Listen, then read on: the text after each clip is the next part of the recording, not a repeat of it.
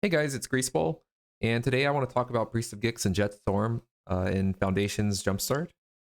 I goldfish for about 10 to 15 hours with Priest of Gix in various Jetstorm builds on tabletop simulators, and I want to present how I see it impacting Jetstorm and like the play patterns of Jetstorm, and kind of just provide everyone a day one look at Jetstorm with Priest of Gix. I do not want this video to be the end all be all for Jetstorm with Priest. Most of my testing was goldfishing. I did some testing of like playing Jetstorm against Black White Belcher, but I don't I don't have a lot of actual like gameplay against decks, but I was more just kind of understanding how the linear of Jetstorm is affected and like what kind of lines might come up and like how Jetstorm is going to feel uh while it's playing for Priest of Gix. And so with how impactful and also like with how impactful Priest of Gix is, I could definitely see multiple different like Jetstorm builds emerging that are have a claim to being the best Jetstorm build. I think kind of the Jetstorm build is like wide open for scrutiny at this point, and there's a lot that can be changed. And I really encourage people to like experiment with the list and be creative and try out new things that they think may or may not work. Because I think the list is kind of wide open right now. Because I mean, Priest of Gix is a very powerful card. You need less cards to go off, and like it kind of and like so you also end up like not needing two dorks in all your combos now because Priest of Gix also kind of fills in that role too a bit. And so I think there's just a lot of options on like how to change Jetstorm to accommodate this like new really powerful card. And so yeah, I just want to talk about it and go through what I think about Priest of Gix and Jetstorm. So let's start with positive things. Uh, you're faster. Jetstorm is about as fast as traditional Show and Tell now. To combo with Priest, you get some extremely explosive turns with Priest. So like you can have these turns where you have a dork on one, and then you just like again no ritual dork on one. Then you play tower, sack your dork to tower. You have three mana and a treasure, and then you play out like Jet Medallion, and then you play out Priest, and then you play out Necro, which is insane. And like it's something you didn't get to do. You also just like anytime you like Dark Ritual into Necro and you happen to have a Priest, you just get to play the Priest out for free.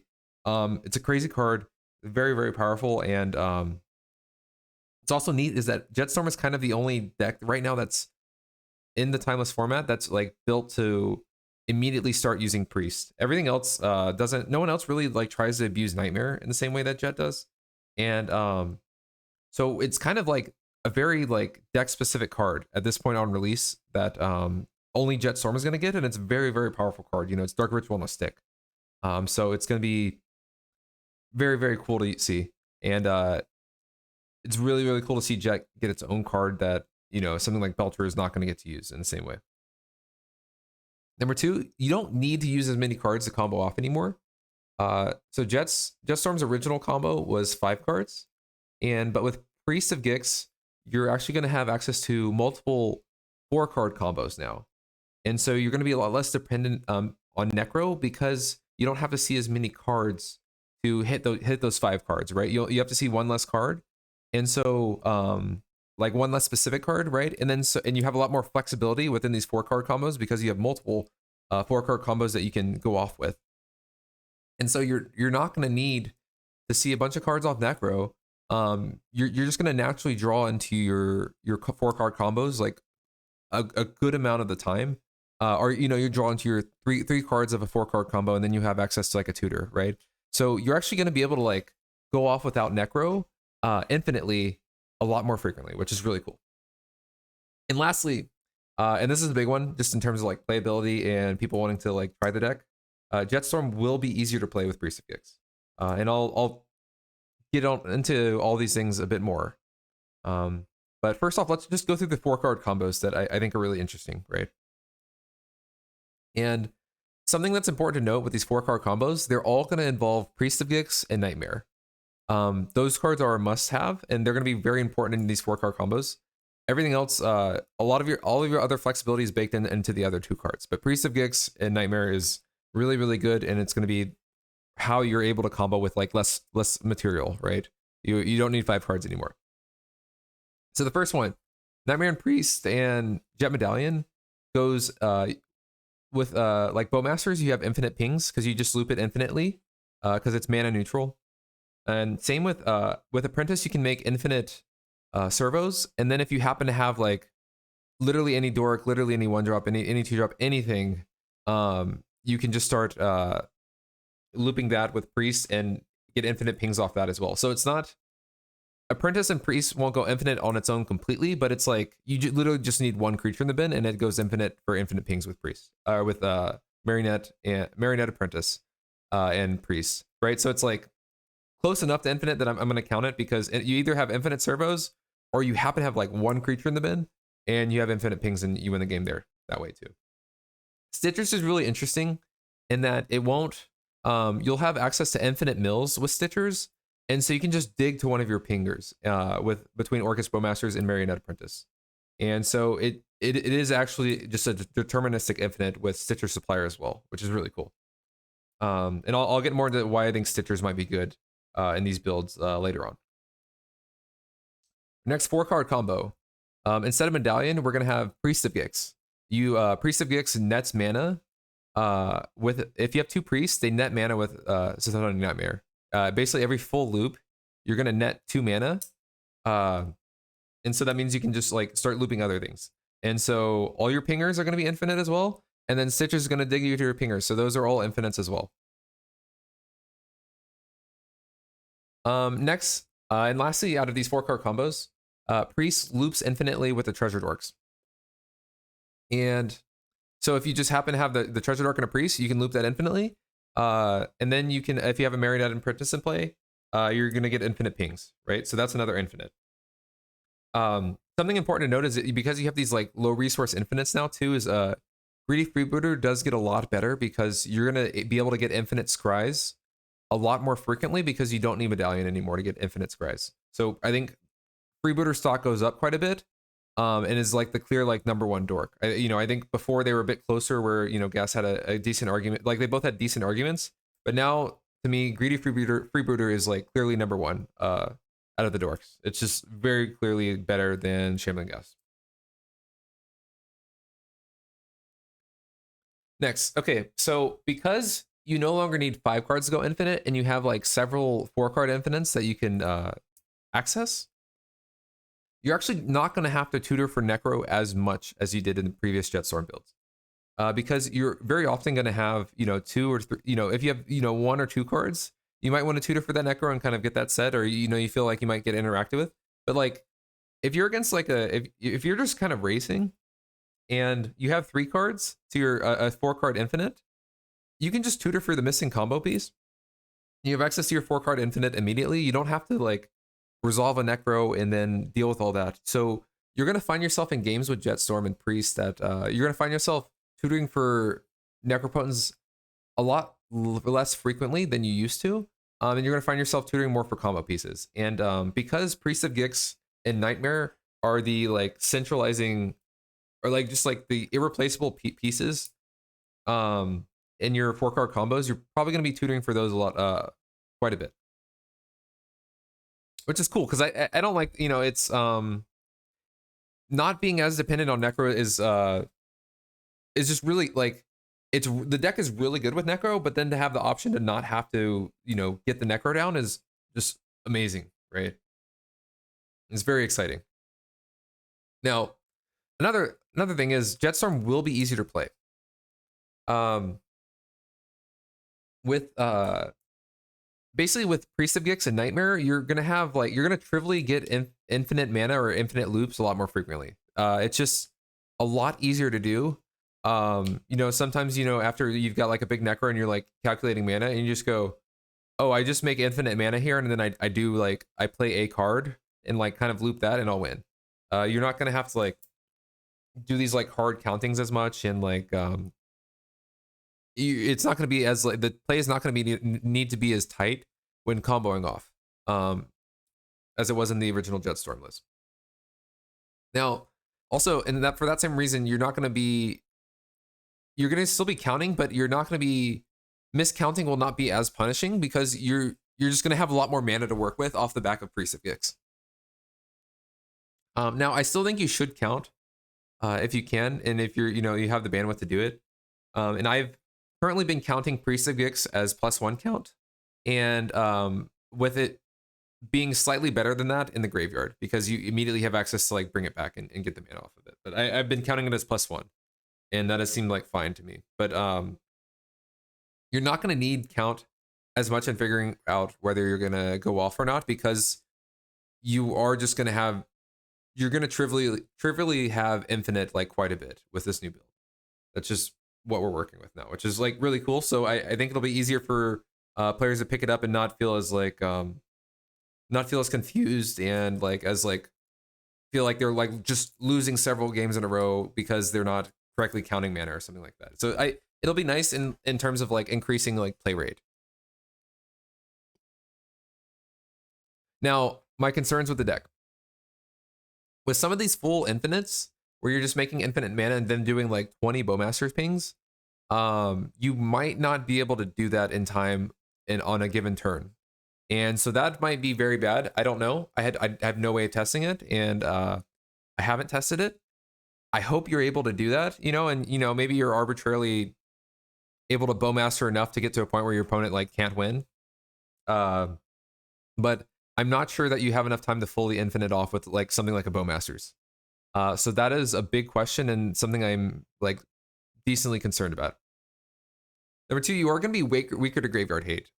Priest of Gix is really good in your graveyard, so you're like, if it gets surgical, it's going to suck. But this is also, you have to keep in mind, this is a function of you have a very powerful, you just added 4 copies of a very powerful card to your deck, and so it's going to be worse when it gets hated out because you really want that powerful card. So I don't, it's not like super bad. I don't think this is like the worst thing. Lastly, okay, I think based on the testing I've done, Black-White Belcher seems to be a very tough matchup because Black-White Belcher is a bit faster than you are, and their grief interaction matters a ton because it's very relevant in like cutting off your Necro or just like a Nightmare or something like that.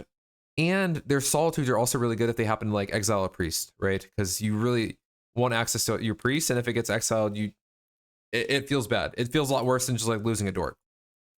So the game, like especially like pre-board, the Black-White Belcher matchup felt really, really tough, and so that is something that I would be concerned about going in. Maybe people are able to find out like a list that balances out some of the strengths of the deck and like allocate some cards to combat Black-White Belcher in the main, or they figure out like a good sideboard plan. But I just on paper and like through the amount of testing that I've done, Black-White Belcher does seem to be a tough matchup. Okay, so now we're going to go through potential additions, right? Okay, so I think Stitcher Splire is very good in this list and like very much worth trying. Milling a priest feels awesome, and it also lets you go and win the game the turn we're going off a lot of the time. Like when you can like infinitely scry with a freebooter and a priest and Nightmare, and then like you're gonna end up like having 4 mana floating a lot of the time, because like priest will come in, basically you'll have a treasure and then priest will come into play and give you 3 mana, so that's your 4 mana, and you can actually do the infinite scries and then like get a second priest to the top of your deck. And then, so you have 4 mana floating when your priest is in play. You play Stitchers, you mill a second priest, and then you're just going to generate infinite mana.